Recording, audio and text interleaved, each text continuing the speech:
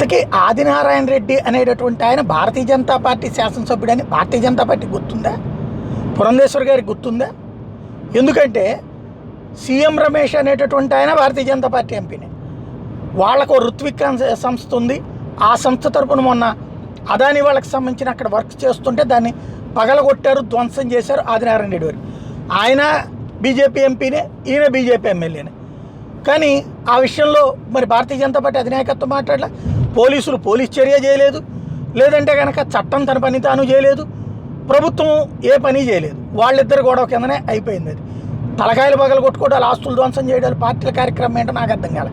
Number 1. Number 2 వచ్చేటప్పటికి ఇప్పుడు తాజాగా జరిగినటువంటిది ఏంటి, మళ్ళీ ఎన్టీపీసీకి సంబంధించి ఇదే రాయలసీమ థర్మల్ పవర్ స్టేషన్కి సంబంధించినటువంటి అంశం.